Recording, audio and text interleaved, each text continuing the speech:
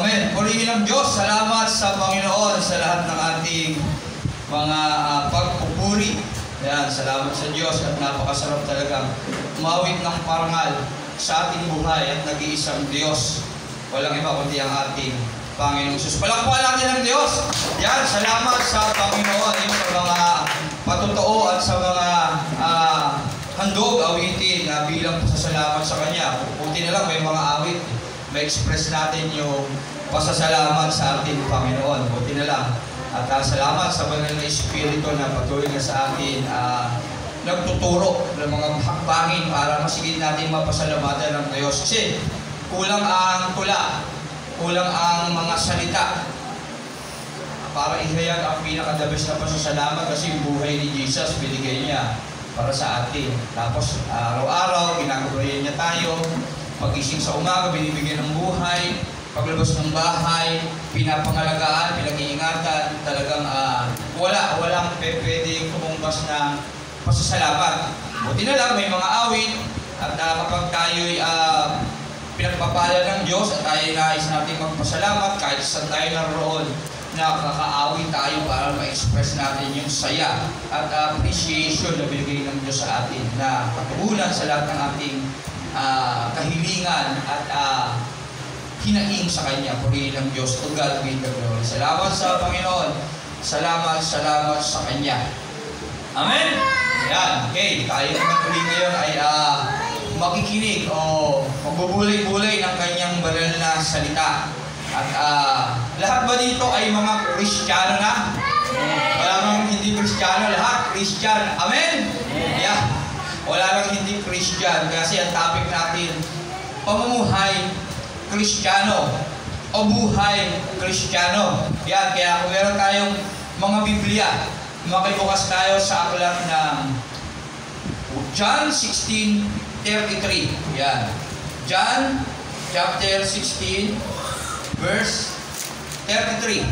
At saan si Brother Neron? Brother Neron, bali ako niyan. Medyo naglolo ko na naman itong aking abs. John 16:33. Sino ba ang ating tagapanguna? Yan, sige, tinatawagan ko lang ang tagapanguna para basahin ang aklat ng Juan, chapter 16, verse 33. Inaanyayahan ko po ang lahat na tumayo at sabay po natin buksan ang ating Biblia sa John 16, verse 33. Sinabi ko ito sa inyo upang sa inyong pakikipag-isa sa akin ay magkakaroon kayo ng kapayapaan. Magdaranas kayo ng kapighatian sa sanlibutan ito, ngunit tibayan ninyo ang inyong loob. Napagtagumpayan ko na ang sanlibutan napagtagumpayan ko na ang sanlibutan. Amen. Amen. Purihin ng Diyos, tayo manalangin. Lord, salamat sa umagang ito. Muli kami, Panginoon, ay mag-aaral, magbubulay-bulay ng iyong banal na salita. Ikaw ang may taas, Panginoon. Ikaw ang maparangalan, maliban doon. Wala nang iba. Kaya naman, Ama, sa pangalan ni Jesus, ang iyong banal na Espiritu ay patuloy na managana sa aming mga buhay. Hindi lang sa oras na ito, sa bawat sandali na kami ay nabubuhay dito sa mundo. At ikaw, Panginoon, ang siyang maghari, Panginoon, tatabuksan mo ang aming puso, ang aming isip, Panginoon, pang masigit namin maintindihan. Hindi lang maintindihan, maisagawa ang iyong banal na salita na aming pagbubulay-bulayan at pag-aaralan, Panginoon. Purihin ka, ang kabutihan mo, ang siyang mumuna sa amin. Pagpalain mo ang bawat taong naririto, lalo na sa mga taong makakapakinig at tatanggap ng iyong banal na salita. Ikaw ang may taas na maparangalan, itago mo po ako sa iyong likuran, ikaw ang maliwalhati, Panginoon. Maliban doon, wala nang mababuli. Maraming salamat. Ito po ang aming samot dalangin sa pangalan ni Jesus. Amen. Amen. Palakpakan natin ang Diyos. Yan. Pamumuhay Kristiyano. Dapat Romans 12 eh. Pamumuhay Kristiyano. Amen. Pero sabi ron, John 16. Ayan, sinasabi ko ito sa inyo upang kayo magkaroon ng kapayapaan sa pakikipag-isa sa akin. Magdaranas kayo ng kapighatian sa mundong ito. Ngunit tibayan ninyo ang inyong loob. Napagtagumpayan ko na ang sanlibutan. Amen. Yan, sabi doon. Sinasabi na ng Panginoon sa atin, ni Jesus sa atin, na para magkaroon tayo ng kapayapaan, hindi na tayo magtaka sa ating buhay. Kung ano yung mga bagay na nangyayari o magaganap pa sa atin ngayon bilang mga tao, Kristiyanong nabubuhay sa mundong ito. At sabi niya, magdaranas kayo ng kapighatian sa mundong ito. Kapighatian, ibig sabihin ng kapighatian, di lang kahirapan. Iba't ibang mga pagsubok at suliranin na mas mabibigat pa na maaari nating harapin. Ngunit, sabi rito, pero kahit mararanasan natin yan, huwag kayong mag-alala. Sabi rito, ngunit tibayan ninyo ang inyong loob na pagtagumpayan ko na ang salibutan. Pinagtagumpay na tayo ng Diyos kasi it is finished. Naganap na at talagang tinapos niya na sa cross ang lahat ng bagay. Kaya magtiwala tayo sa Diyos. Kaya amen. At ang ating topic ngayon, ang pinabagatang pamumuhay Kristiyano. Pinauna na ni Kristo ito sa mga Kristiyano sa atin lahat. Kaya siguro hindi na tayo tataka bakit may mga problema nararanasan tayo at parang hindi pangkaraniwan. Kasi magdaranas ng kapighatian, hindi pangkaraniwan. Sabihin, kakaiba. At hindi lang basta-basta problema, mabibigat na problema na ating haharapin. Pero kahit ganoon, huwag tayong mababahala sapagkat sabi ng Diyos, ni Jesus, na pagtagumpayan niya na ito. Amen. Kaya sa pangalan ni Jesus, talaga lahat ng bagay na yan ay mapapagtagumpayan din natin. Kaya pamumuhay Kristiyano. Meron lang tayong tatlong tanong na dapat sagutin. Yan. Una, tanong na dapat natin sagutin, ano ang Kristiyano o buhay Kristiyano? Pangalawa, ano ang dapat kong malaman at tandaan? Pangatlong tanong, ano ang dapat kong gawin ngayon? Yan. Ano ang Kristiyano? Malalaman natin kung ano ibig sabihin ng pagiging Kristiyano, ano yung dapat nating malaman at tandaan sa ating pagiging buhay Kristiyano, at ano ang dapat nating gawin ngayong tayo'y mga Kristiyano na. Yung tatlong tanong ngayon, sasagutin lang natin. Yan. Kaya, una, Kristiyano. Ano ang Kristiyano? Sino nakakaalam? Ano ang pagiging Kristiyano? Ano ang Kristiyano? Tagasunod ni Kristo. Saan mo natagpuan? 11:26. Yan. Gawa 11:26. Ano ang Kristiyano? Gawa 11:26. Pakibukas. Gawa 11:26.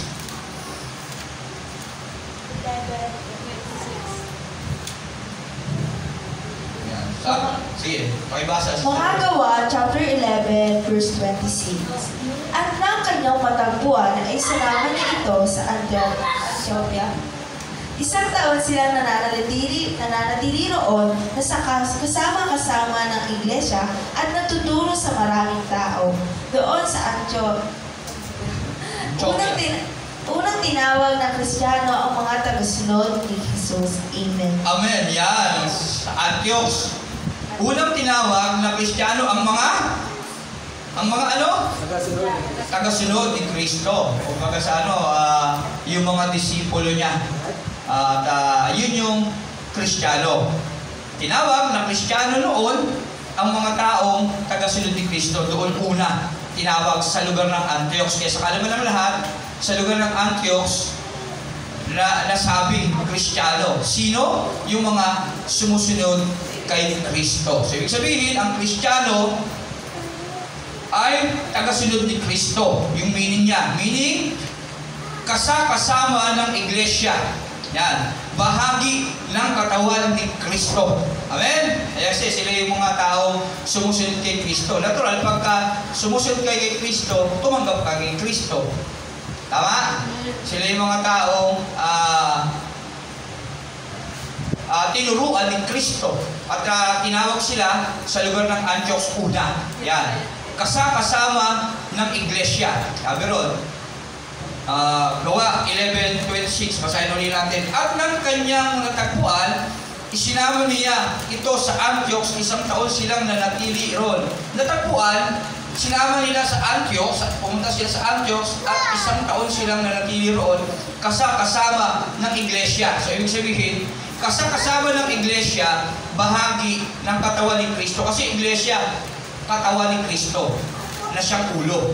So, ibig sabihin, sa isang katawan, ang ulo si Kristo, bahagi yung ating isa't isa. Okay? Kaya, ibig sabihin ng Kristiyano, tagasunod ni Kristo. Tapos, kasama sa iglesia kasi bahagi ng katawan ni Kristo. Tama? Ang Christian, bahagi ng katawan ni Kristo. Tama po ba? Amen. Kasi kasama sa Antioch, isang taon sila doon na kasama ng mga iglesia. So, ibig sabihin, pag sinabi mong Christian ka, ikaw ay bahagi ng katawan ni Kristo na siyang ulo mo. Kasi ang iglesia, pamumuhay, ulo si Kristo, tayo ang katawan. Kaya pag sinabi mong Christian ka, nabubuhay ka na ulo mo si Kristo. At bilang ulo mo si Kristo, ikaw ay bahagi ng katawan. Parte ka ng iglesia. Amen? Kasi tayo yung totoong iglesia eh. Amen? Ano pa? Nagtuturo ng salita ng Diyos. Iyan yung mga Christian. Sabi ron, ulitin lang natin sa Gawa. At nang kaniyang matagpuan ay sinabi niya, ito sa Antioch, isang taon silang nanatili roon kasamang iglesia at nagtuturo sa maraming tao. So, ibig sabihin, ang Kristiyano ay nagtuturo din ng aral o salita ni Kristo. Tama? Bilang bahagi ng katawan ni Kristo, ang Kristiyano ay nagtuturo din ng salita ng Diyos o ni Kristo. Tama po ba? Kaya, definition niya, meaning ng Kristiyano. Una, ang Kristiyano, tagasunod ni Kristo. Okay? Tinawag siya sa Antioch una dahil sa mga tao sumusunod kay Kristo. Anong ibig sabihin ng sumusunod kay Kristo? Kasi kasama ng iglesia, bahagi ng katawan ni Kristo. Tapos, ang Kristiyano nagtuturo din ng salita ni Kristo. At yun nga, yung pinaka meaning niya, tagasunod ni Kristo. Yan yung ibig sabihin ng Kristiyano sa Gawa 11:26. Tagasunod ni Kristo, gumagawa ng mga natutunan nila kay Kristo. Hindi lang nagtuturo, kundi sumusunod pa. Pag sinabi mong sumusunod, hindi niya lang alam yung salita ni Kristo, hindi niya lang ito tinuturo, ginagawa niya pa ito. Amen? Okay na yung meaning. Meaning ng Kristiyano, una, siyempre, sa 11:26 ng Gawa, tagasunod ni Kristo. At unang tinawag ng Kristiyano yan sa Antioch, yung mga tao na yun.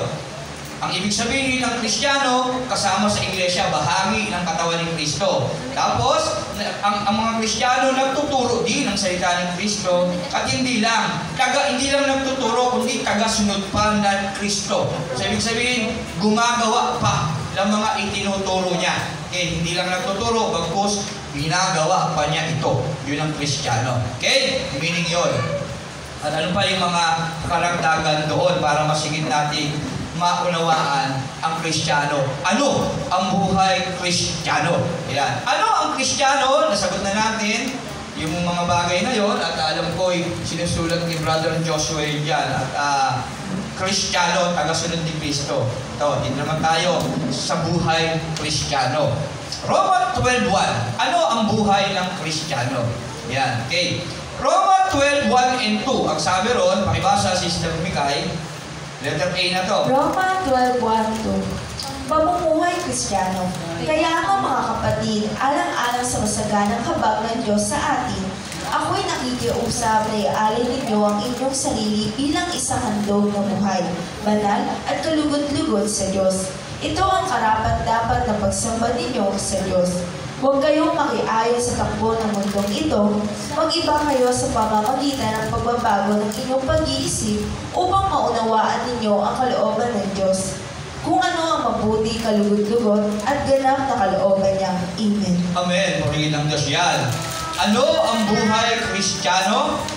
Roma 12:1 and 2. Sabi nung, kaya nga mga kapatid, alang-alang sa masaganang habag ng Diyos sa atin, ako'y nakikiusap na ialay ninyo ang inyong sarili bilang banal na handog, buhay, banal at kalugod-lugod sa Diyos. Ito ang karapat-dapat na pagsamba ninyo sa Diyos. So, ibig sabihin, ang Kristiyano ay nag-aalay ng kanyang buhay bilang banal na handog buhay na kaaya-aya sa Diyos. Amen? At hindi lang yun. Sabi ng Roma 12:2, hindi nakikiayon sa takbo ng mundong ito. Bagko sumasalungat. Alam mo sabihin ng sasalungat? Nag-iiba. Pag hindi umaayon, hindi nakikipangahis, hindi nagiging kapareho. Ito ay hindi sumasang-ayon. Ano ba yung pinakamadaling termino? Sumasalungat sa takbo ng mundong ito. Sa madaling salita, nag-iiba ng landasin. Kung yung mundo na ito ay paatras, ikaw naman pasulong. Hindi ka sumasama paatras. Kundi ikaw ay pasulong kasi meron kang tinatarget yung buhay na walang hanggan. Amen? Yan. Ayan ha. Ano ang buhay Kristiyano? Letter A, nag-aalay o nagbibigay ng buhay sa Diyos bilang handog at nagbabago. Hindi lang nagbibigay, nagbabago pa. Kasi kanina, hindi lang siya nagtuturo sa definition ng Kristiyano, kundi ginagawa pa yung tinuturo. Kaya, nagbabago siya. Okay? Ibig sabihin, lahat ng bagay na meron siya ay binibigay niya sa Diyos at hindi lang niya basta binibigay yung lahat ng bagay, kundi binabago niya pa ang lahat ng bagay na dapat niyang baguhin sa kanyang buhay. Amen?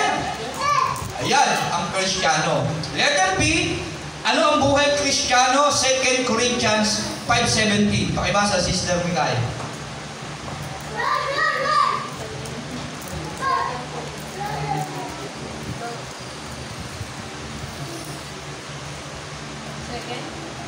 Second Corinthians 5:17.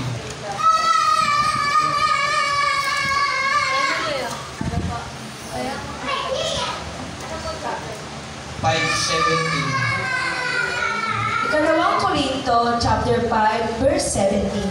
Kaya kung nakipag-isa ka na kay Kristo, ang isang tao, isa na siyang bagong nilalang, wala na ang dati niyang pagkatao, sa halip ito'y napalitan na ng bago. Amen. Yan. Sabi ron, kapag nakipag-isa, kaya kung nakipag-isa na kay Kristo ang isang tao, isa na siyang bagong nilalang, wala na ang dati niyang pagkatao, sa halip ito'y napapalitan na ng bago. Ayan, ang buhay Kristiyano, na pinapamuhay ay isang buhay na bago. Okay? Kasi bakit? Nakipag-isa na siya kay Kristo. Balikan natin yung John 16:33. Pakibasa ulit. John 16:33, Sister Mikay.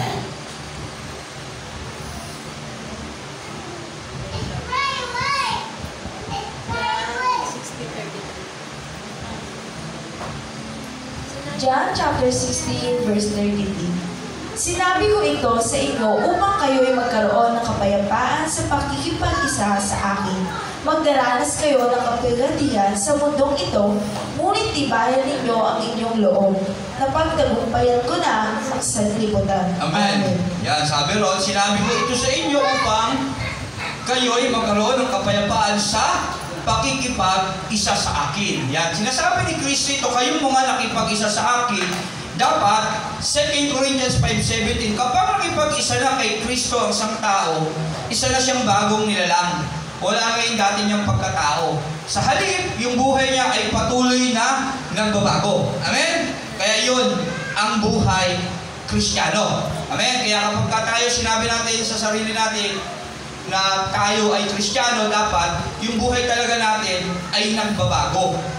Okay? Nakipag-isa na kasi tayo kay Kristo at ipinauna niya na sa atin yun. Sa John 16:33, yan, magkakaroon ng kapayapaan sa pakikipag-isa sa akin. Bakit? Kasi magiging bago yung buhay mo eh. Kung dating ikaw problemado sa lahat ng bagay, dahil bago na yung buhay mo, it is finished. Wala na yung problema mo. Bakit? Bago ka na eh. Iba na yung kaisipan mo eh. Hindi na dati. Kasi dati, punong-puno ka lang problema at puro worry ang iyong isip. Ngayon hindi na, kasi si Kristo lang ang kapayapaan na nasa sa iyo kasi nakipag-isa ka na sa Kanya. Amen? Yan, yan ang buhay Kristiyano. Letter C, Galatians 3:26-27. Pakibasa, Galatia 26-27. 3. Galatia 3. Galatia 26-27. Galatia chapter 3, verse 26-27.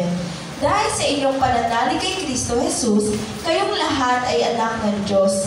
Ang buhay mismo ni Kristo ang isinuot sa inyo na parang damit niya na kayo'y mabautismuhan sa Kanya. Amen. Yan.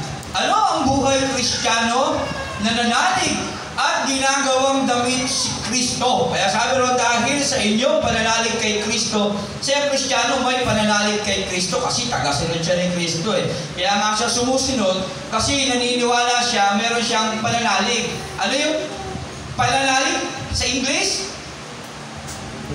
Faith. Yan. Faith. Pananampalataya. Now, isang paniniwala sa isang bagay na hindi mo nakikita, kahit di ba natin nakita si Kristo, sumusunod na tayo sa Kanya, nananalig tayo sa Kanya. Dahil sa inyong pananalig kay Kristo Jesus, kayong lahat ay anak ng Diyos. Dahil doon, naging anak na tayo ng Diyos.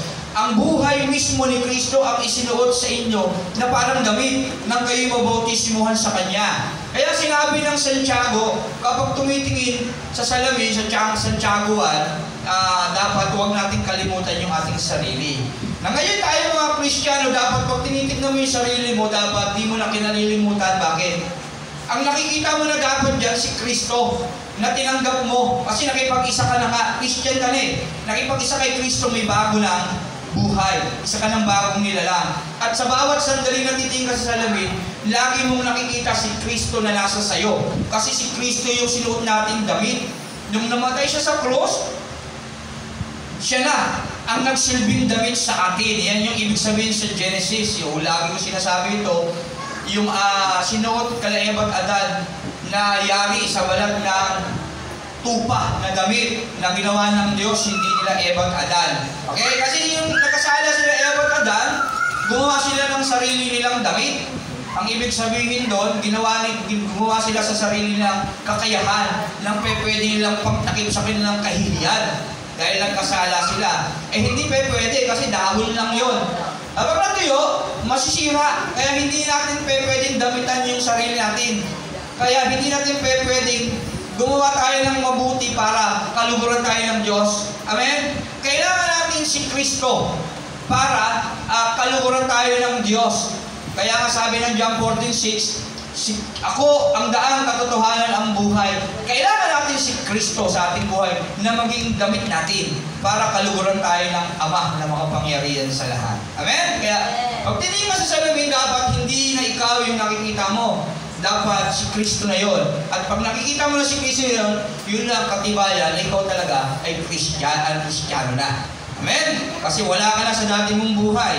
Iba na yung buhay mo, buhay na nagbabago. At na nakipag-isa ka na kay Kristo, isa ka ng bagong nilalang. Hindi na yung dating ikaw, kundi yung bagong ikaw na nililikhang kalarawan ng Diyos ni Kristo. Amen?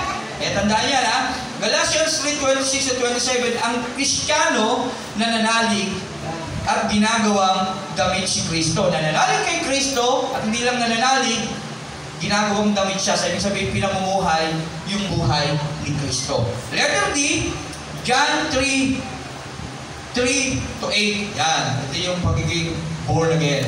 Kapag sinabi mong Christian ka, dapat born again ka. Yan. John 3:3-8. John chapter 3, verse 3-8. Sumagot si Jesus, pakatandaan mo, malibang ipanganak na muli ang isang tao, hindi niya makikita ang paghahari ng Diyos. Paano may papanganak pa muli ang isang taong matanda na? Makakapasok pa ba siya sa sinapupunan ng kanyang ina para muling isilang? Ang tanong ni Nicodemo. Sagot naman ni Jesus, pakatandaan mo, malibang ang isang tao ay ipanganak sa pamamagitan ng tubig at ng Espiritu, hindi ito makakapasok sa kaharian ng Diyos. Ang taong pinanganak ayon sa laman ay laman, at ang pinanganak ayon sa Espiritu ay Espiritu. Huwag kang magtaka sa sinabi ko sa iyo, kayong lahat ay kailangang ipanganak na muli. Umihip ang hangin kung saan ito nais at naririnig mo ang ugong nito. Ngunit hindi mo alam kung saan ito nanggagaling at kung saan pupunta. Ganoon din ang bawat ipinanganak ayon sa Espiritu. Amen. Amen. Yan. Pagiging born again na tinatawag. Kaya kapag tinanong ka, pag tinatanong tayo, ano religion natin, ano tinasabi natin? Born again Christian. Yan, Christian, di nawawala, magkorupto. Born again, Christian, pero dapat totoo yun. At malinaw na sinabi rito yung mga pamumuhay Kristiyano. O ano ang definition ng pagiging Christian. Okay? At yung buhay ng isang Christian, yan, ang letter D, born again. Pinanganak sa Espiritu ng Diyos. Ibig sabihin, tinanggap ang paghahari ng Diyos ni Jesus sa ating buhay. Tinanggap siya bilang Panginoon, Hari, Diyos ng ating mga buhay. At tayo ay nabautismuhan sa banal na Espiritu ng Diyos. Amen. Ibig sabihin, yung banal na Espiritu ay binuksan natin ang ating mga puso para patirahin sa atin. Kaya na tayo matatawag na ngayong Iglesia. Nabubuhay na ulo si Kristo, tayo yung katawan. Sabihin, pinaghaharian ni Kristo sa ating mga ulo. At bilang ulo natin si Kristo, tayo ay bahagi na ng kanyang katawan. Kaya hindi na tayo yung tayong dati. Tayo na ngayon, yung tayong ngayon na nagsasabuhay ng buhay ni Kristo. Yun yung pagiging born again. Amen? At lahat ba ay born again na? Sumagot. Lahat ba ay born again na? Amen. Dapat. At kung di man, ang yung mga pagiging Kristiyano at dito na. Kaya balik-balikan na lang natin. Okay? At aral-aralin sa ating mga buhay at sa ating sarili ang definition ng pagiging Kristiyano. Kasi bakit? Kaya napakahalaga na alam natin yung pagiging Kristiyano. Kasi pag tinanong tayo ng ibang tao, anong relihiyon natin? Kahit nga hindi relihiyon ng pagiging Christian, sinasabi natin Christian kasi kailangan isulat sa requirements. Ako sinusulat ko din eh. Kahit noon pa, nang di pa nagbalik loob sa Panginoon, sinusulat ko siya. Religion, kasi walang ibang by data, sa requirements, religion, lagi meron yun at sinusulat ko, Christian. O kaya, born again Christian. Minsan, non-sectarian full gospel. Christian pa rin. Kaya lang, hindi naman ako totoong Christian. Bakit? Hindi pa ako nagbalik loob nun eh. Ang sabi sa 2 Corinthians 5:17, nakipag-isa kay Kristo, bagong nila lang eh. Hindi naman ako nabago noon. Oo, nung bata ako, pinanganak akong Kristiyano. Hindi ako gumagawa ng mga bagay sa salita o nakakasala sa salita, kagaya ni Job. Si Job kasi, mabuti siyang tao. At hindi siya nagkasala sa salita. Kasi nagkakasala ka sa salita. Nagkakasala ka sa isip. Sabihin na natin ng bata ako, alam ko yung mga tama at mali na hindi dapat gawin ng mga Kristiyano, hindi ko ginagawa. Kaya lang kinalaunan, ginagawa ko na rin. Kaya nagkaisip ako, kapag nagsulat ako ng requirements, sinusulat ko, Kristiyano, hindi naman nabago yung buhay ko, kundi lumala pa nga eh. Kaya napakahalaga na dapat ng bawat Kristiyano na nagsasabing, alam nila ang definition ng pagiging Kristiyano. At hindi lang nila dapat alam yung definition yan, kundi alam din nila yung pamumuhay bilang Kristiyano. Bakit kaya? Sa palagay nyo, napakahalagang alam natin to at napakahalagang dapat ginagawa natin to sa ating mga buhay. Bakit kaya? Sa tingin nyo lang. Pakibasa Revelation 21:8. 21:8. Pahayag 21:8.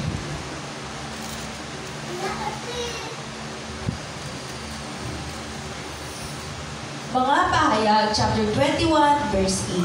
Subalit malagim ang kasasapitan ng mga duwag, ng mga taksil, ng mga mapapasa sa kasuklap-suklap ng kahalayan, ng mga mamamatay tao, ng mga nakikiapid, ng mga namangkukulam, ng mga sumasamba sa Diyos-Diyosan, at lahat ng mga sinungaling. Amen. Okay, yan.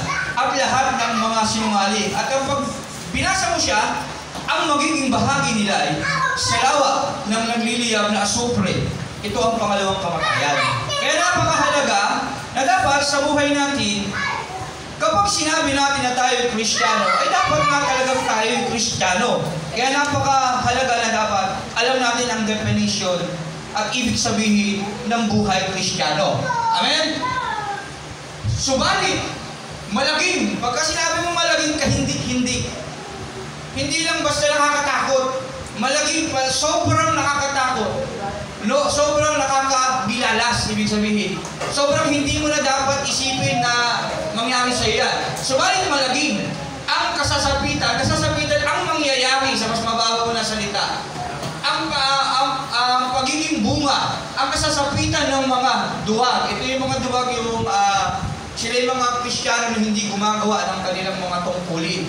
Ng mga taksil, ito din yung mga Kristiyano na nagsasabing Kristiyano sila pero salungat ang kanilang mga pinagagawa. Na mga nagpapasasa sa suklam-suklam na kahalayan, yung matitinding mga karumal-dumal na kahalayan. Yan, ano ba yun? Yung sa 1 Corinthians 6:9, yung nakikiapit sa kapwa kasarian. Yan, nakakalungkot, may mga relihiyon ngayon na binasbasan nila yung magkapareho ng kasarian na bagay na noong panahon ng Sodom at Gomora, talagang inunaw ng Diyos yung lugar na yun dahil sa mga ganong kasukulam-sukulam na kahalayan. Pero sa totoo lang, mahal ng Diyos yung mga taong ganon. Yung mga sa isip nila may kasarian silang hindi lapag sa kanila. Halimbawa, ako lalaki at ang puso ko ay babae. Sa totoo, mahal na mahal ako ng Diyos kasi dumating si Kristo rito, tandaan natin, para sa mga makasalanan. Hindi para sa mga mabubuting tao, sa mababait. Kasi kung mababait ang lahat ng tao, hindi na siya darating. Tama ba? Wala na siyang maliligtas eh. Kaya mahal na mahal tayong lahat ng Diyos, tayong mga gumagawa ng kasalanan. At yun yung dahilan kung bakit siya nagkatawang tao. At yun yung dahilan kung bakit siya namatay sa krus. Kaya mahal na mahal ng Diyos ang lahat ng tao dito sa mundo. Yun nga lang, kaya hindi lang natin tinatanggap yung pag-ibig ngayon. Kasi hindi natin pinakikinggan yung pag-ibig na yun ng Diyos na ginawa niya sa atin. Hindi natin tinitignan yung hiwaga ng kapangyarihan ng pag-ibig ng Diyos Ama at ng Diyos Anak. At ang pag-ibig ng Diyos Espiritu Santo, ipinagtatabuyan natin sila. Pinagtatabuyan natin ang Diyos sa ating mga ginagawa. Pero totoo, mahal na mahal tayo ng Diyos. At sinasabi ng Diyos ito sa atin para maliwanagan tayo. Para mas malubos yung pag-ibig niya na dapat nating maramdaman. Yan. Pinapaalala sa atin na dapat hindi tayo gumagawa ng kasukulam-sukulam na kahalayan. Nakakalungkot na may religion na nagpaspas noon. Pero ganun po man, hanggat may buhay, may pag-asa, ipanalangin natin ang bawat kongregasyon na nabalot ng maling desisyon, ng maling paniniwala. At dahil pasa tayo, nakabagan ng Diyos yan at pinalaunan, magbalik loob sila sa Panginoon. Kasi meron naman din silang mga kasamahan na nababalita ko, napapanood ko, na tutol din sa paniniwala na nila. Na ngayon, unti-unti, nakukonvert sa pagturo ng katotohanan sa turo ni Kristo. Amen? Kasukulam-sukulam na kahalayan ng mga mamatay tao at nang nakikiapid na mga mangkukulam ng sumasamba sa Diyos-Diyosan at lahat ng mga sinungaling. Kaya napakahalaga. Yung pagiging Christian, alam natin yung definition. At hindi lang alam yung definition, dapat ipinamumuhay pa natin yung definition nito. Amen? Kasi huwag tayong magsabi kung tayo hindi talaga Kristiyano ng Kristiyano tayo. Pinauna na sa atin. Malagi ang kasasabitan natin ng lahat ng mga sinungaling. Kaya pag sinabi mong Christian ka, panindigan mo yun. At dapat talaga nakikita sa buhay natin. Kasi hindi tayo pwedeng magtago sa Diyos. Sa tao, pwede tayo magsinungaling. Pero sa Diyos, hindi tayo makakapagsinungaling. Kaya ang Diyos natin ay omniscient. Yung iniisip natin, alam niya yan. Ay yung gagawin mo mamaya, alam niya din yan. At may mga karampatang mga bagay na mangyayari yan. Kung mabuti, ito ang mangyayari sa'yo. Kung masama, ito din ang mangyayari sa'yo. At ikaw lang ang mamimili. Ahayaan ka lang ng Diyos yan. Kaya gumagawa lang ang paraan ng Diyos. Kaya ngayon, nagtuturo tayo. Kung iyong papakinggan, makakapag-desisyon ka ng tama. Kung hindi mo pakikinggan at hindi mo sasabuhay, hindi ka makakapag-desisyon ng tama. Amen? Ganyan ang pamantayo ng Diyos. Hindi niya tayo sinasaklawan sa ating kagustuhan. Hinahayaan niya tayong mamili. Kaya lang dapat, pinipili natin yung tama na dapat natin piliin. Amen? Yan. Sana tayo.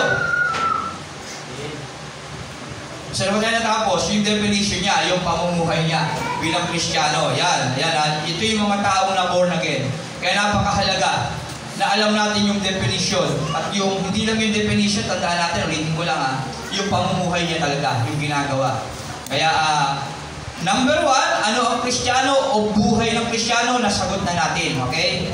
Yung definition niya, ang Kristiyano tinawag sa lugar ng Antioch, unang tinawag sa Antioch, Kristiyano, yung mga kasama sa iglesia, bahagi ng katawan ni Kristo. Pangalawa, yung bahagi ng katawan ni Kristo na yun, hindi lang basta bahagi, kundi nagtuturo pa. Yung mga Christian dapat nagtuturo yan ng aral ni Kristo. At hindi lang basta nagtuturo, tagasunod pa ni Kristo. Kasi yun naman talaga definition ng ibig sabihin ng tagasunod, gumagawa ng mga natutunan niya kay Kristo. Kasi tinuruan siya. Siya na ngayon ay nagtuturo, natuto. O para maging kapani-paniwala yung pagtuturo, dapat ginagawa mo yun.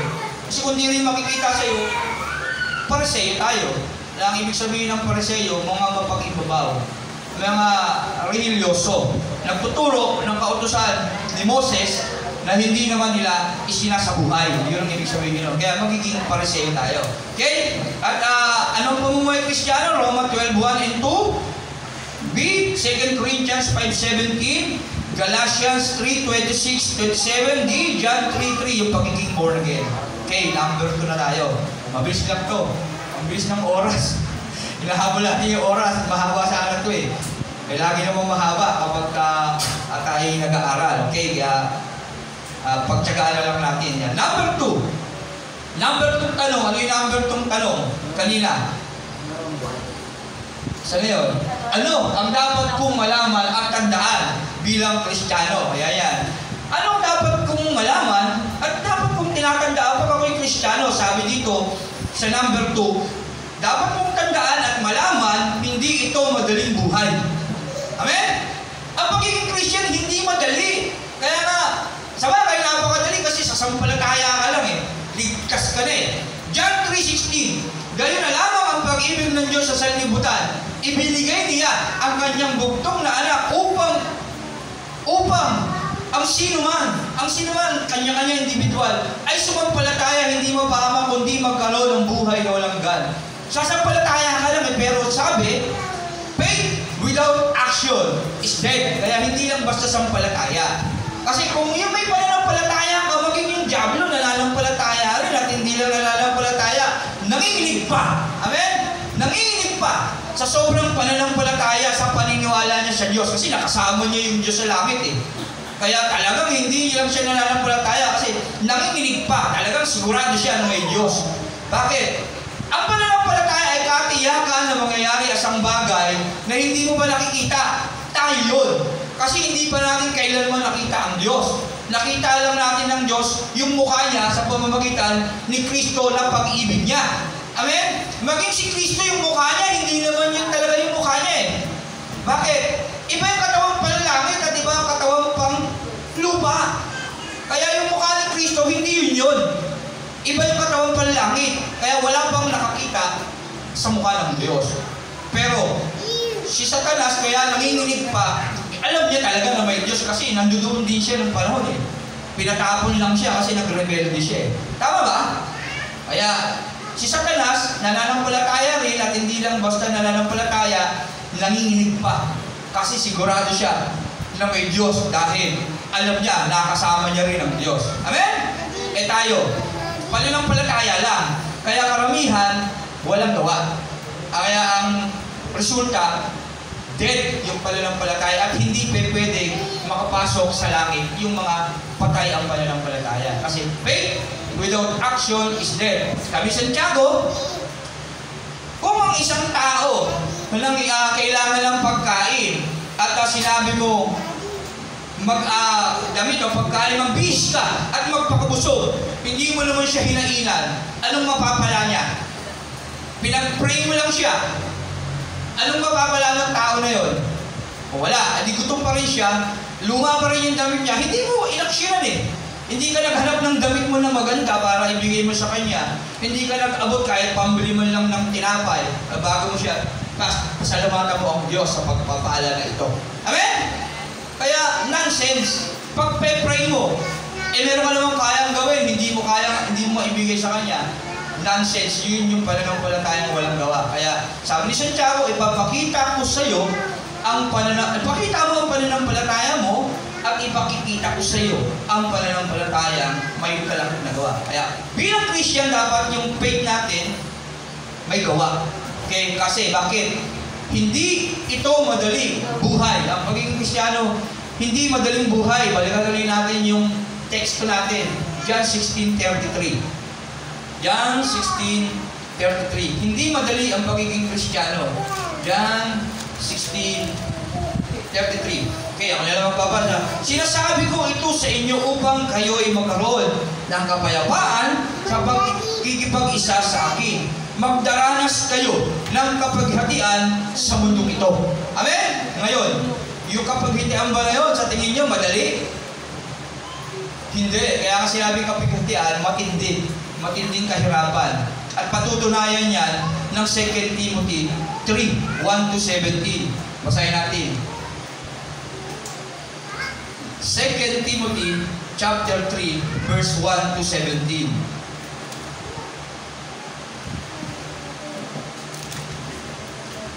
Okay, sige, ako na lang magbabasa. Ang mga huling araw, kasi dito sa mundo, tayo mga Christian na nabubuhay ngayon, tayo nabubuhay na sa mga huling araw. Kaya hindi madali ang pagiging Kristiyano natin habang tayo naghihintay sa pagbabalik ng ating Panginoon. Ang sabi rito, dapat mong malaman na sa mga huling araw ay magkakaroon ng mga plural. Marami. Kahirapan, iba't ibang uri ng kahirapan. Kahirapan sa dibdib.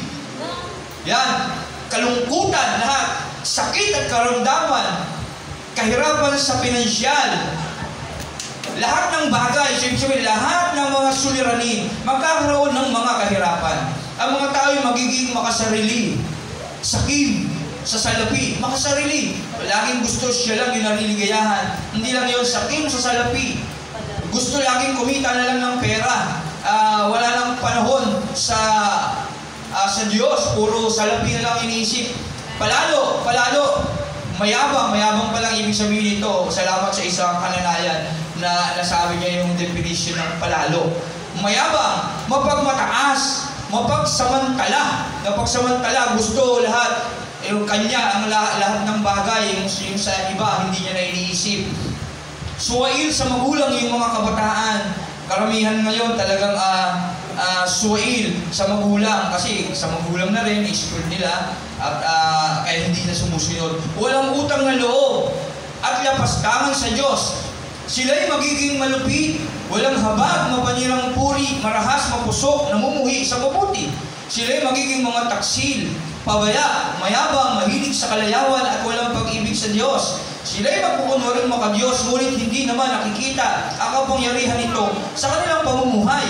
Iwasan mo ang ganyang uri ng mga tao, may ilan sa kanilang gagamit ng panlinlang upang makapasok sa bahay ng mga babaeng walang pagpipigil sa sarili. Ang mga babae ito ay alipin ng kanilang mga kasalanan at ng sari-sari ang pagnanasa. Lahat ng gustong matutunan ng mga babaeng ito, ngunit kailan may hindi sila nakakaunawa. At tulad nila Janes at Jambres na sumalungat kay Moises, sila ay sumalungat din sa katotohanan, wala silang iniisip na kabutihan at hindi tunay ang kanilang pananampalataya. Ibig sabihin, lumaban sa Diyos. Kasi si Janes at Jambres, yung mga magikero ng panahon ni Moses, kinalaban nila yung kapangyarihan ng Diyos. Ibig sabihin, nilalabanan nila yung katotohanan. Ngunit hindi magpapatuloy ang kanilang kasamaan sapagkat makikita ng lahat ang kanilang kahangalan. Gaya ng nangyari kina Janes at Jambres, ngunit sinunod mo ang itinuturo sa iyo, ang aking ugali at layunin ng buhay. Tinularan mo ang aking pananampalataya, pagtsatsaga, pag-ibig, ito yung pagiging Christian, at katapatan. Nasaksiyan mo ang mga pag-uusig at paghihirap na dinadanas ko. Kasi talagang magdadanas, hindi mahirap, hindi madali.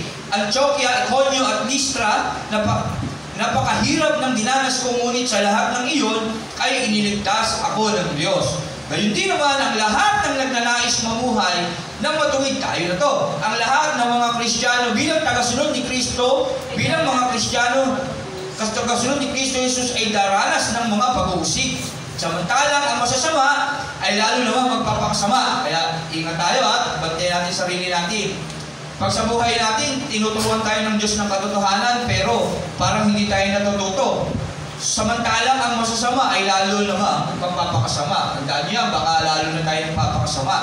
Huwag tayong tumulad sa Romans 1 na hinayaan na ng Diyos ang kanilang madilim na pag-iisip. Kaya pala may mga ganyang mga bagay na ngayon. Kaya pala kahit anong turo natin, kung minsan hindi natututo si brother, si sister. Kaya pala kahit anong sipag ni pastor, kahit anong fasting namin, fasting ng bawat isa sa atin, kahit anong prayer, lumuluha, lumuluhod, nagpapatira pa, o kahit anong seremonya na ginagawa, no effect. Kasi baka mamaya, sabi ng Romans, hinayaan na sila sa kanilang madilim na pag-iisip. Kaya ingat tayo. At baka kasi lalo tayong nagiging masama. Samantalang ang masama ay lalo namang magpapakasama. At ang manlilinlang ay patuloy na manlilinlang at sila man ay manlilinlang din. Ayan ay magdadamay pa tayo ng kasama natin. Kaya dapat huwag tayong mag-tolerate sa isa't isa. Pag alam natin mali ang ginagawa ng isa, paalalahanan natin siya.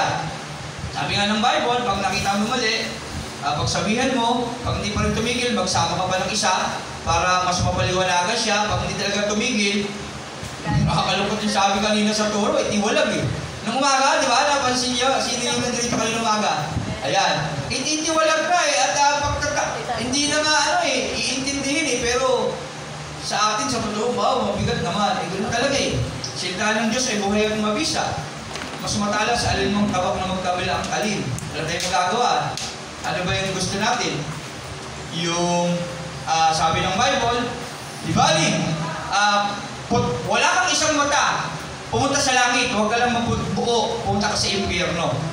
Amen? Di baling, putol yung kamay mo, pumunta sa langit, huwag ka lang buo yung katawan mong dalawa yung kamay mo, nasa impyerno ka naman. Ano ibig sabihin nun? Sa isang pamilya, sa isang iglesia, o sa isang buhay natin, literal sa ating pamilya, kasi may nanay, may tatay, may mga anak, kung isa dyan ay cancer, wala tayong magagawa doon. Kesa naman lahat kayo ay mapunta sa impyerno. Anong gagawin mo? Iligtas mo yung sarili mo. Amen? Wala tayong magagawa eh. Ginagawa natin ang lahat. Kung talagang siya ang pumipili ng langgas niya, o baka hinayaan na siya ng Diyos sa kanyang madilim na pag-iisip, o baka patuloy siya nagpapakasama, wala tayong magagawa dyan. Kaya lang, problema, masyado tayong mapagmahal. Sobra, hindi na sa Diyos. Matthew 10:37. Ang sino mang magmahal ng labi sa kanyang ama, ina, nang higit sa akin ay hindi karapat-dapat sa akin. Sa anak natin, minsan sobra natin mahal, nagiging dahilan na ng paglayo natin sa Diyos, mali na rin yun. Di ba aling putol ang iyong kamay na umakit ka sa langit kaysa buo naman ikaw na pupunta sa impyerno. Di ba aling isa na lang yung sa anak mo ang mapunta sa impyerno, huwag lang kayo lahat, huwag lang kayong buong pamilya ang mapunta ron. Yun na lang ang isipin mo sa buhay ka. Bakit? Gaya ng sinasabi kanina ng Revelation 21:8, malagim ang kasasapitan ng mga mapupunta sa impyerno. Amen? Amen? Iisipin natin yan. Kaya, yung pagmamahal natin, hindi dapat natin ibibigay yan sa tao. Tama sa tao, mabibigay din natin. Pero, una dapat bigay natin sa Diyos yan. Kasi pag mahal natin ng Diyos, tsak pa lang natin mamamahal ng tama ang tao. Kasi walang taong pwedeng gumawa ng mabuti gamit yung sarili niya. Dahil pag ginawa mo yun, ang tawag sa iyo, relihiyoso tao. Amen? Ginagawa ang mabuting gamit ang sarili niyang kaalaman. Nais. Religion. Religion is man. Ito yung mga religion ngayon, tinuturuan ka kung ano yung dapat mong gawin. Ito gawin mo, ang maliligtas ka. Ito sundin mo. Ito yung dasalin mo, maliligtas ka. Pero ang totoo, hindi tayo gumagawa ng mabuti para tayo maliligtas kasi walang taong mabuti. Kaya sabi ng ni Jesus sa binatang mayaman, walang ibang mabuti, ang Diyos lang ang mabuti. Pag tinanggap mo ang Diyos, papadala niya si Kristo at saka ka palang magiging mabuti.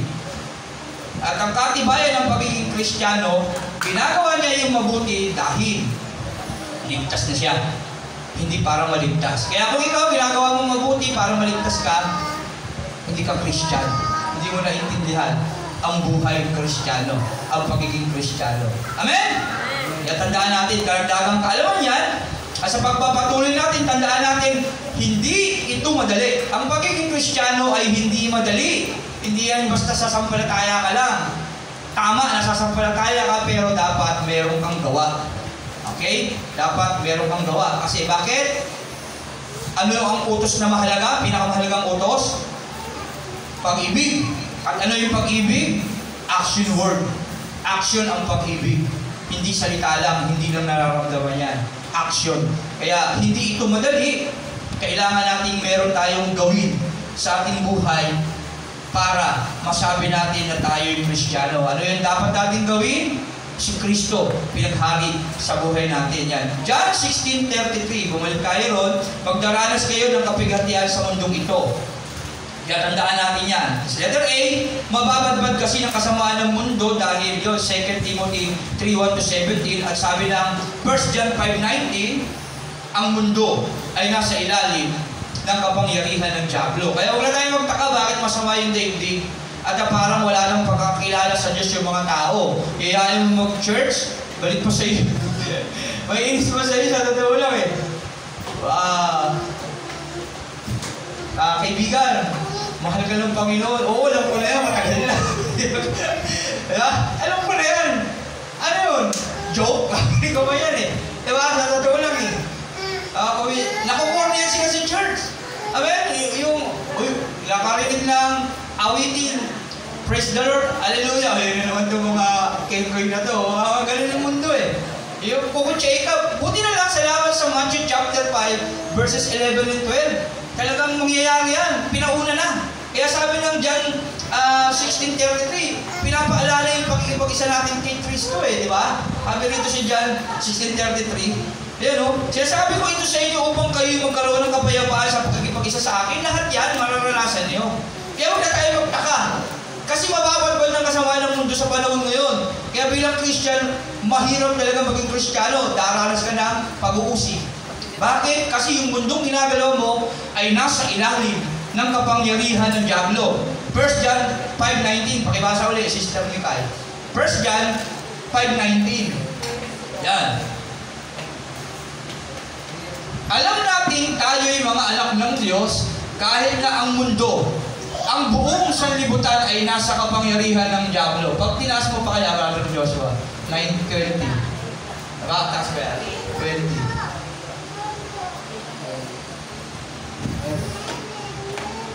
At nalalaman natin na parito na ang alam ng Diyos at binigyan niya tayo ng pangunawa upang makilala natin ang tunay na Diyos at tayo nasa tunay na Diyos sa kanyang anak na si Jesucristo.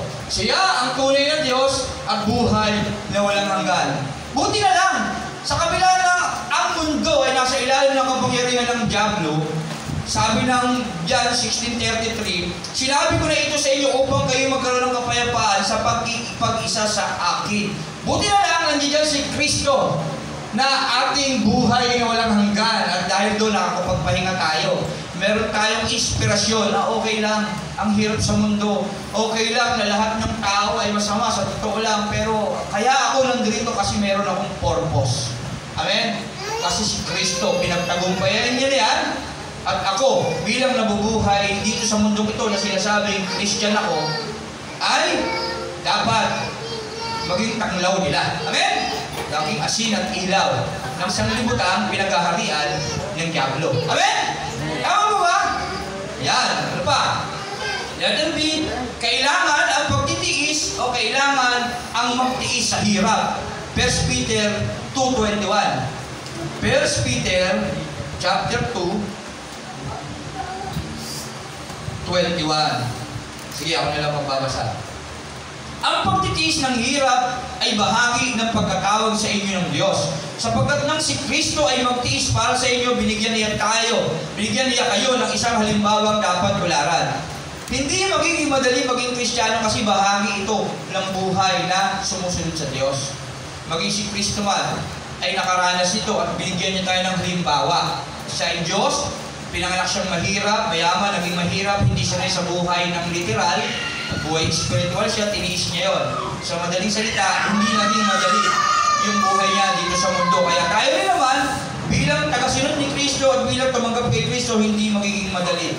Kailangan natin ang matinding pagtitiis. At 1 Peter 4:1, meron din sinasabi ron, 1 Peter 4:1, Dahil si Kristo yung nagtiis sa hirap sa buhay na ito, kayo man ay dapat maging handang magtiis sapagkat ang nagtitiis ng hirap sa buhay na ito ay tumatalikod sa kasalanan. Okay? Hindi madali ang ating buhay Kristiyano, kailangan natin magtiis para masabi natin Kristiyano tayo na tumatalikod sa kasalanan. Amen?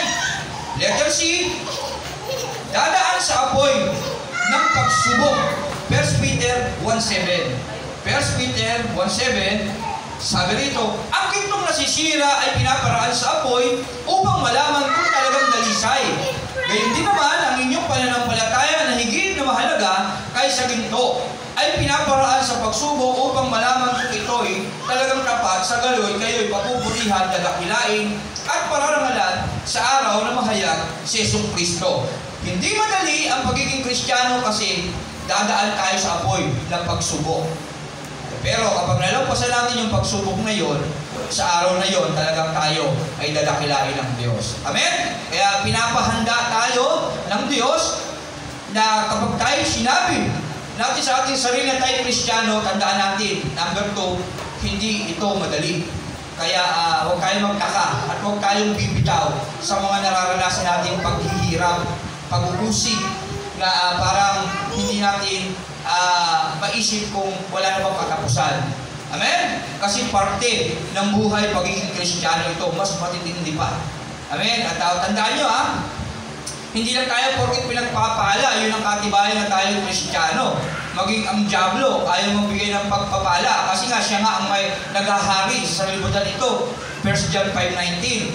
Yung tagpo ng Diyos at ni Satanas sa Matthew chapter 4. Ibibigay ko sa iyo ang lahat ng kaharian. Si Jesus na mismo yun Nahari ng mga hari, Panginoon ng mga Panginoon. Tinukso ng demonyo. Nakikita mo yan? Ibibigay ko sa iyo ang lahat ng kaharian kung ikaw ay luluhod sa akin. Pero iba yun ang lakas ng loob ni Satanas. Kasi kanya yan Talagang nasa ilalim ng kapangyarihan niya Yung sanglibutang ito Nabubunawi ng Diyos pagdating ng panahon, Hebrew 1. Ang mundo ay parang isang balabal na parang damit na ititiklop pagdating ng panahon. Kaya huwag natin mahalin itong mundo na ito.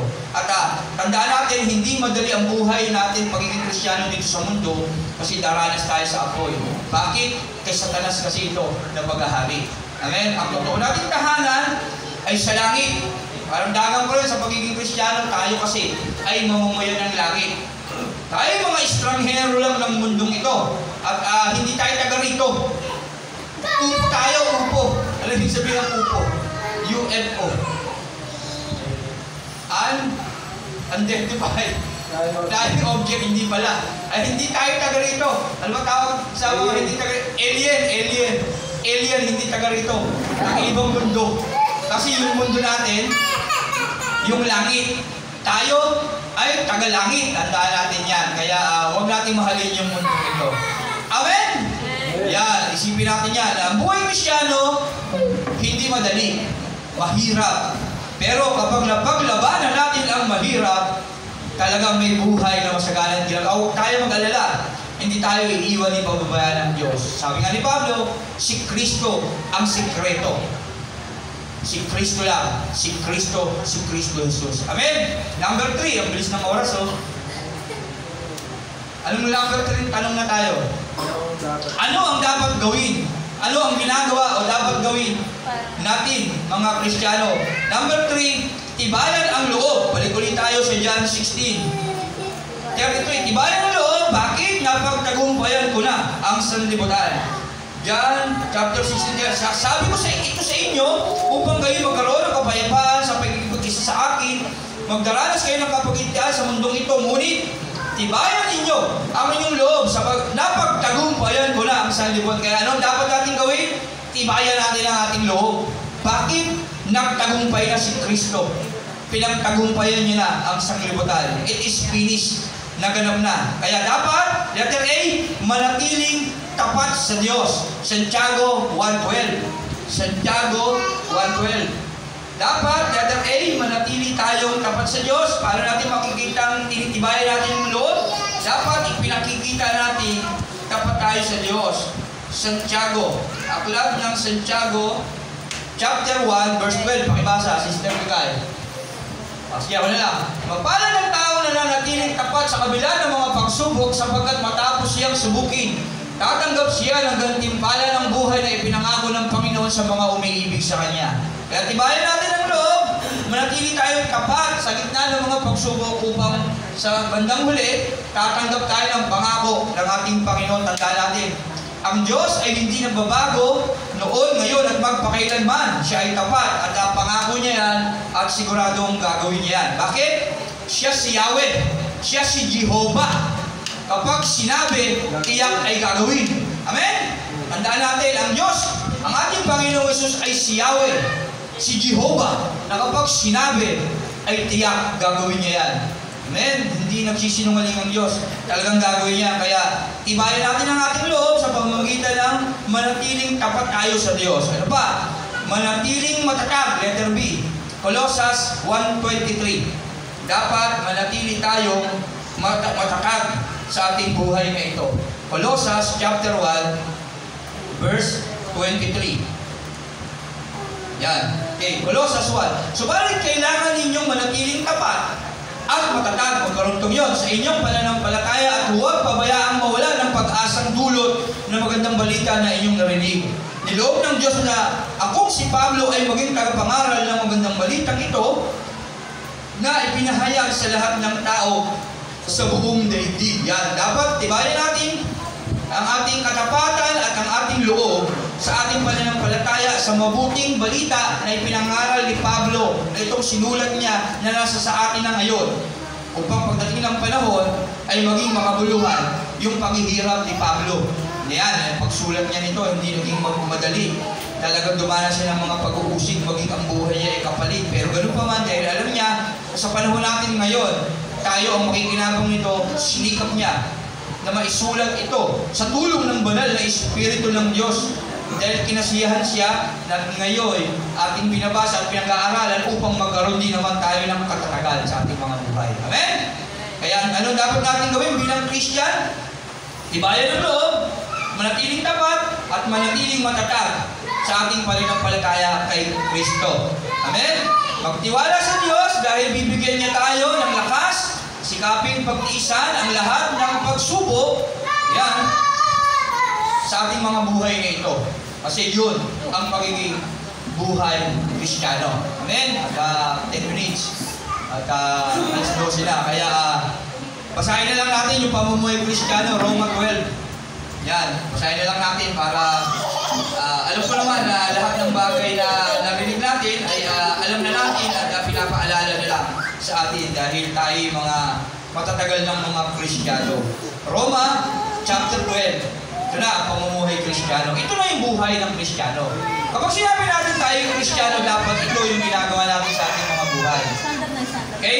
Roma 12:1. Kaya nga mga kapatid, alang-alang sa masaganang habag ng Diyos sa atin, ako'y nakikiusap, ialay ninyo ang inyong sarili bilang isang handog na buhay banal at kalugod-lugod sa Diyos. Ito ang karapat-dapat na pagsamba ninyo sa Diyos. Ang mga Kristiyano ay nagbibigay ng buhay bilang pagsamba sa Diyos na karapat-dapat. Huwag kayo makiayon sa takbo ng mundong ito. Mag-iba kayo sa pamamagitan ng pagbabago ng inyong pag-iisip upang maunawaan ninyo ang kalooban ng Diyos kung ano ang mabuti, kalugod-lugod at ganap na kalooban niya. Ang mga Kristiyano ay nagbabago at patuloy na nagbabago ng kanilang mga buhay, kaya patuloy naman lumalawak ang kanyang pagkakilala sa Diyos. Tandaan natin yan. Dahil sa kagandahan ng loob ng Diyos sa akin, sinasabi ko sa bawat isa sa inyo, huwag ninyong pahalagahan ang inyong sarili ng higit sa nararapat. Sa halip, pakaisipin ninyong mabuti ang tunay ninyong katayuan ayon sa sukat ng pananampalataya ng pinagkaloob ng Diyos sa bawat isa sa inyo. Kapag ikaw ay Christian, hindi mo dapat sobrang iniibig yung sarili mo. Okay? Bakit? Kasi kapag lagi ka na nakatingin sa sarili mo, hindi mo na makikita yung kabutihan ng Diyos. At pag hindi mo na nakita yung kabutihan ng Diyos, hindi mo na rin makikita yung tungkulin mo sa iyong kapwa. Kasi ang utos ng Diyos, ang pinakamahalaga, ibigin ng Diyos ng higit sa lahat. Ang sino ba magmahal ng labis sa kanyang ama ina, Matthew 10:37, na hindi karapat-dapat sa Diyos. Kaya dapat ang pinakamahal mo ang Diyos. At kung mahal mo ang Diyos, susundin mo yung kanyang utos. Ano yung utos ng Diyos? Magmahalan kayo, mahalin mo ang iyong kapwa. Mapoprovide mo yung pagmamahal mo sa Diyos kapag sinusunod mo yung utos niya. Kasi sabi ng John 14:15, if you love me, you must obey my commandments. At ano yung utos ng Diyos? Magmahalan kayo. Magmahalan kayo o ibigin mo ang iyong kapwa. Ngayon, paano mo iibigin yung kapwa mo? Pagmahal mo ang Diyos, paano yun? Gaya ng pagmamahal mo sa iyong sarili. Amen? Kung paano mo mahal ang sarili mo, kung paano mong inuuna yung sarili mo, dapat binibigay mo rin sa kapwa mo yun. Yun ang pagmamahal sa Diyos. Utos niya yun eh. At kung mahal mo siya, susundin mo yung utos niya na yun. Kaya kung mahal mo yung sarili mo, inuuna mo yung sarili mo, unahin mo yung kapwa mo. Kagaya ng pag-una mo sa sarili mo. Dapat yung pag-ibig mo sa sarili mo, pareho lang sa kapwa mo. Tama ba? Kaya hindi pwedeng pinag-pray mo lang siya. Pagpalain ka ng Diyos, magbihis ka, magpakabusog. Hindi mo naman siya binigyan ng pagkain. Hindi mo naman siya binigyan ng damit. Kaya ang sabi doon, patayin mo na lang palataya mo, walang gawa. Tama? Kaya kung mahal mo yung kapwa mo, ay mahal mo yung sarili mo, dapat ganun mo rin kamahal yung kapwa mo. Dahil yun ang pagmamahal sa Diyos. Pagmamahal sa isa't isa. At yun ang kinalulugdan ng Diyos. Amen? Kaya sabi rito, huwag nating mahalin ang higit ang ating sarili kasi pag mahal natin ang higit, hindi pareho sa kapwa natin at hindi higit sa Diyos, walang mabuti tayong magagawa. Amen? Nakaintindihan ba? Amen. Nawa, naiintindihan. Pahalagahan ang inyong sarili ng higit sa nararapat. Sa halip, pakiisipin ninyong mabuti ang tunay na katayuan ayon sa sukat na pananampalatayang pinagkaloob ng Diyos sa bawat isa sa inyo. Kung paano ang katawan ay binubuo ng maraming bahagi at magkakaiba ng gawain ang bawat isa, gayon din naman, kahit na tayo marami nabubuo sa isang katawan ni Kristo at tayong lahat ay bahagi ng isa't isa. Kasi bahagi tayo ng isa't isa. Kaya dapat tayo talaga ay nagmamahalan sa isa't isa bilang bahagi ni Kristo. At ito ang gawain ng pagiging Kristiyano na nagmamahal sa isa't isa, tumanggap tayo ng iba't ibang kaloob ayon sa kagandahan loob ng Diyos. Kaya gamitin natin ang mga kaloob na iyan. Kung ang ating kaloob ay pagsasalita sa pahayag mula sa Diyos, magpahayag tayo. Ayon sa sukat ng ating pananampalataya. Kung paglilingkod ang ating kaloob, maglingkod tayo, magturo at tumanggap ng kaloob sa pagtuturo. Magpalakas ng loob ang may kaloob sa pagpapalakas ng loob. Kung magbibigay ang iyong kaloob, magbigay kayo ng buong puso. Kung pamumuno naman, mamuno kayo ng buong sikap. Kung pagkakawang gawa ang iyong kaloob, gawin ninyo iyan ng buong galak. At mahalaga, maging tunay ang inyong pagmamahalan. Huwag kayo maging peke sa isa't isa. Gusto ko naman ninyo ang masama at pakaibigin ng mabuti. Magmahalan kayo bilang tunay na magkakapatid at pahalagahan ninyo ang iba ng higit sa pagpapahalaga nila sa inyo. Kapag ginawa ka ng mabuti, mas higit mo siyang gawa ng mabuti. Magpakasipag kayo at huwag maging tamad. Kaya dapat pagka may church, dapat sa church, maaga pa tayo, sa church na tayo at buong puso kayo maglingkod sa Panginoon, buong puso. Ibig sabihin, sa lahat ng pagkakataon, sa lahat ng meron tayo, i-dedicate natin sa Diyos. Nakakalungkot nga, sa totoo lang, kapag kami mga literal na mga pagpapala, mas agresibo tayo eh. Nakakalungkot isipin. Ako sa totoo, ganito ako sa totoo lang. Pag kami mga tao kong kausap, mas mamahalaga, agresibo ako, minsan di na nga ako natutulog eh. Para provide ko na pangailangan ng mga bagay na yun. Kailangan kong puntahan, may usapang kami. Pero kung minsan kapag kagawain, tinatamad din ako kahit lingkod na ng Diyos. Pagod ako. Lord, pagod ako eh. Hindi ako makapag-manalangin sa umaga. Tinatamad din ako. Alam kong mali. At na hindi ko dapat gawin. Kaya sa isip-isip ko, nilalabanan ko siya at talagang sa abot ng aking makakaya, sa awat habag ng Diyos, talagang pinipilit kong sundin ang kanyang ibinubulong na dapat bumangon ka, magbasa ka ng Bible, manalangin ka para sa iba, ipag-pray mo ang kongregasyon, ang bawat kapatiran. Kailangan gawin kasi talagang napakahirap ang maging Kristiyano. Dapat tayong magpakasipag at huwag maging tamad. Dapat bawat isa sa atin may ginagawa na paglilingkod sa Diyos dahil meron bahagi tayo ng katawan ng Kristo. Sa ating katawan, meron tayong kanya-kanyang bahagi.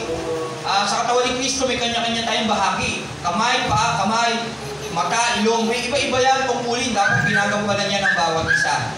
Kung puso kayong maglingkod sa Panginoon, magala kayo dahil sa inyong pag-asa, magtiyaga kayo sa inyong kapighatian at palaging manalangin. Tumulong kayo sa pangangailangan ng mga kapatiran. Yan tumulong tayo sa pangangailangan ng bawat kapatiran. Yung mga plano natin, lalo na yung ating iniisip na makabili ng sasakyan. Amen? Alam ko, napakahirap na kaisipan yan. Kasi bakit? 100,000 ang kailangan natin dyan. So, sasakyan na yan. Parang pang, sa bagay, kung babayaran ko, utang ko, wala pa sa sobrang na yun. Ang utang ko, nasa 132,000 na lang. 148 yung nakaraang kwenta ko Ngayon, 132,000 na lang. Kaya nananalangin ko sa Diyos, Lord. Bagamat imposible, pero ikaw ang Diyos na walang imposible na aking sinasamba. Kailangan ko ng 200,000 o 150,000 sa aking buhay para masigit na makaraos ako sa aking mga suliranin sa pinansyal. Kaya bagamat alam kong imposible para sa akin, naniniwala ako na posible sa Diyos yun dahil ang Diyos ay mayaman. Amen? At hindi magiging madali. Alam ko yun dahil pinauna na ng Diyos yun. Hindi magiging madali. Pero sabi ni Kristo, napagtagumpayan niya na ang sanglibutan. Kaya kailangan ko lang magtiwala at manampalataya sa Kanya. Gaya nyo rin. Kailangan nyo magtiwala. Kaya tumulong kayo sa pangangailangan ng mga kapatiran. Bilang bahagi ng katawan ni Kristo, dapat tumutulong tayo sa mga kapatiran, sa pangangailangan. Okay? At yun yung isa nating activities. Nawa, hindi naman inuobliga tayong makiisa doon. Pero nawa, bilang Christian, gawin natin yung bahagi natin bilang katawan ni Kristo. Amen? Sabi dito, kung pagbibigayan ninyong kaloob, magbigay kayo ng buong puso. Kaya kung sa palagay nyo, meron kayong pusong mapagtulong, mapagkalinga sa kapwa o sa gawain ng Panginoon, walang limitasyon ang pagbibigay. At nasa sa inyo yan. Kung ayun ang dinidikta ng Diyos sa inyong mga buhay. Amen? Kaya yun, naipas ko lang kasi plano ng church yan magkaroon na. Kaya ngayon sa March 28, meron tayong excursion. Hindi natin sigurado kung matutuloy tayo. Bakit? Malaking pera kailangan natin. Ang pinakamalaking gastusin natin, sasakyan, pangarkila. Ba't hindi na lang natin hilingin sa Diyos na magkaroon tayo ng sariling sasakyan? Mayaman naman ng Diyos natin. Amen? Kaya hindi posibleng hindi niya bigay yun. Kung tayo gagamitin o may gamitin tao para sa atin, pagpasalamat natin sa Diyos yun at alam naman natin na Kanyang magagaling yun. Amen? Dahil yung ating layunin ay para sa ikabubuti ng Kanyang gawain, sa ikalalawak ng Kanyang banal na salita. Kailangan natin ito Kailangan ng mga kabataan sa mga lakarin nila. Kailangan ng bawat miyembro kapag sila ikakasal. Service. Amen? Kailangan ng bawat pag sila gagraduate ng mga kabataan, service ng kanilang pamilya, ng iglesia, bilang katawan ni Kristo. Amen? Maraming purpose yan Kaya hilingin natin. Kaya anong dapat natin gawin? Tumulong kayo sa pangangailangan ng mga kapatiran at patuloyin ninyo ang mga taga-ibang lugar. Idalangin ninyo ang mga umuusik sa inyo, idalangin ninyo sila at huwag sumpain. Makigala kayo sa mga nakikigala at makitangis sa mga tumatangis. Ibig sabihin, magdamayan tayo. Magkaisa kayo sa saloobin, huwag kayong magmamayabang sa halip. Makisama kayo kahit sa mga dukha, huwag ninyong gantihan ng masama. Ang masama, kaya huwag tayong gaganti Huwag tayo binibigyan ng kasamaan ng iba. Sikapin ninyong mamuhay ng marangal, hanggat maaari makisama kayo ng mapayapa sa lahat ng tao. Nanging minamahal, huwag kayo maghihiganti, paubaya ninyo iyon sa Diyos. Sapagkat nasusulat akin ang paghiganti. Ako ang gaganti, sabi ng Panginoon. Isipin nyo sa ating mga Kristiyano, isang basong tubig lang bigyan, paano kapag tayo ginawa ng masama? Di kawawa naman yung tao na yun. Kaya huwag na lang natin silang gantihan, bagkus panalangin na lang natin na sila'y pagpalain, imbis na parusahan ng Diyos. Sabalit kung nagugutom ang iyong kaaway, pakainin mo. Kung nauhaw, painumin mo. Sa gayon ay mabubuntun ka ng mga baga sa kanyang ulo. Huwag kayong magpadaig sa masama. Tandaan nyo, ang Kristiyano, hindi nagpapadaig sa masama, kundi dinadaig niya ng mabuti ang masama. Amen? Amen? Kapag tayo Christian, huwag na tayo magpapadaig sa masama. Pagkus, daigin natin ng mabuti ang masama. Amen po ba? Nawa, may natutunan yung bawat isa, at nawa, taglayin natin ang katangian ng tunay na Kristiyanong tinatawag. Amen? Tandaan natin hindi tayo makapagsinungaling sa Diyos. Dapat panindigan natin ang ating pagiging Kristiyano. Palapakan natin ang Panginoon. Yan, salamat sa Diyos. At sa pagpapatuloy, nawa tayo ay maraming natutunan, tayo ay dadako sa ating komunyon. Amen? Meron ba tayong komunyon, Sister Nora? Kaya atin tawagan ko na yung tagapagbigay na ipamahagi yung tinapay at ang saro. At kung meron tayong mga Bible, ibukas tayo sa 1 Corinthians 11:23.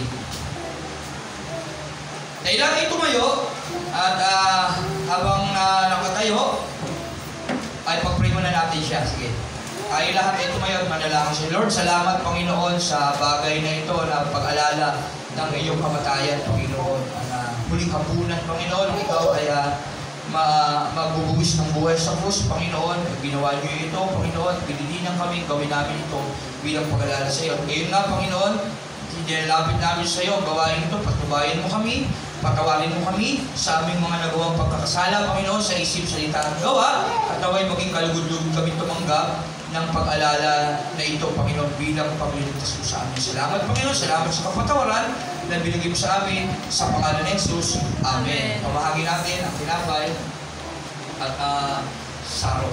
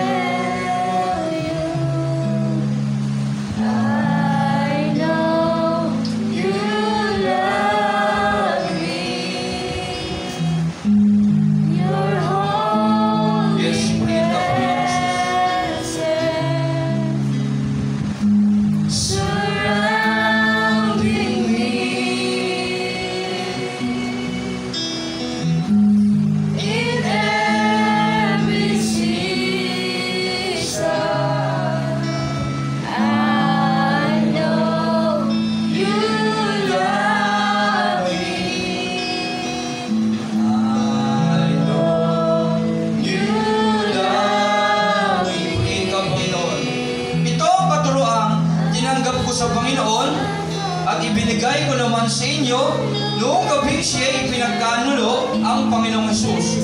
Dumampot ng tinapay, nagpasalamat at pinagpirapro sa iyo at sinabi, ito ang aking katawan na inandog para sa inyo, gawin ninyo ito bilang pag-alala sa akin. Sabay-sabay natin kainin.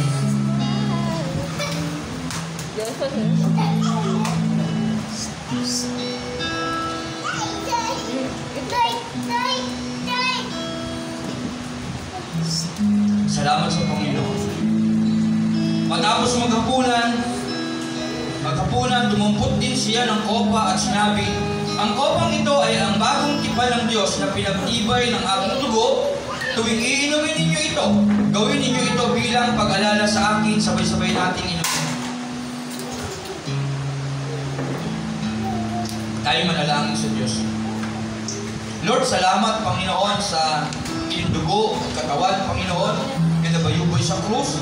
At dahil doon, nagkaroon kami ng kapatawaran at kaligtasan, Panginoon, na iyong dinulot, na iyong dakilang pag-ibig sa amin. Purihin ka, Panginoon, salamat at managana nawa ang iyong kapangyarihan at pag-ibig habang kami naghihintay sa muli mong pagbabalik. Salamat, ito po ang lahat ng aming samang dalangin sa pangalan ni Jesus. Amen. Amen. Palakpakan natin ang Diyos. Hallelujah. Purihin ang Diyos.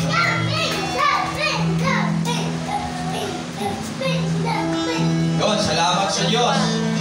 At announcement, ang ating gawain ay ganun pa rin. Okay niya? Salamat.